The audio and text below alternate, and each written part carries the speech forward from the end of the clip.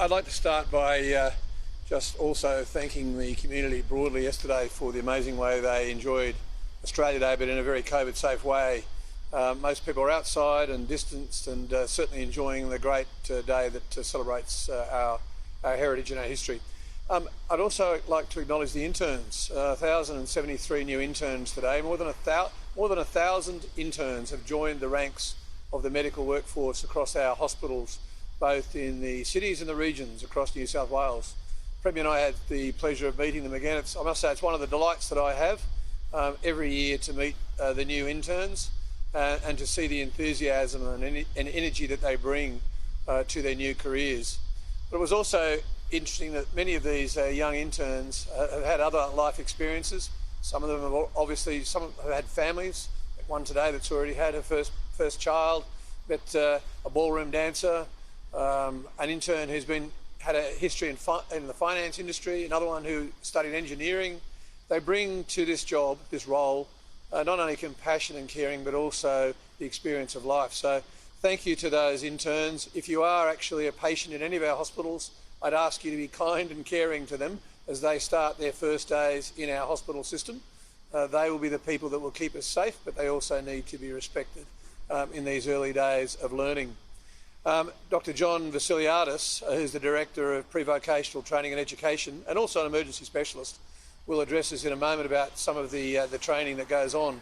But certainly the opportunities for these people to be able to train in places like Royal North Shore Hospital, Ryde, Blacktown Hospital, all of the hospitals across the state, the major hospitals, but also go into the regions, is a very important part of their training.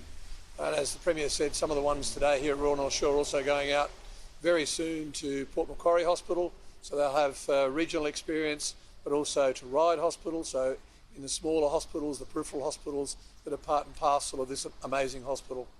Finally, I want to say this. The numbers of boosters are not what we need them to be to keep people safe. That's the bottom line. In this hospital today, there are 7 people in the intensive care unit with COVID. Not one of them has had the booster.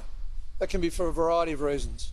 But when it is just a failure to realise that the booster does make a difference to minimising your risk of transmission to yourself, but also minimising the likelihood of you ending up in intensive care and therefore not putting pressure on our health staff as well, it simply should be one message alone: go and get the booster.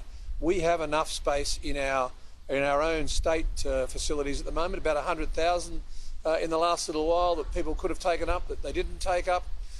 Each time we establish one of these opportunities for people to come, if we put health staff there and they're there all day or all week and they only get a handful of people through, well, it makes it ridiculous because those health staff could have been looking after patients elsewhere. So don't waste your time, don't hesitate, go and get the booster. We know it works. It works to keep you safe, it works to keep the community safe, and of course it works to take the pressure off our health staff, which as Health Minister is a huge concern of mine. We've had 2 years of massive pressure on the health staff through this COVID pandemic. Please do what you can. Be the white knight. Go and get your vaccine and take the pressure off the health staff. Don't end up in our hospital system. Thank you.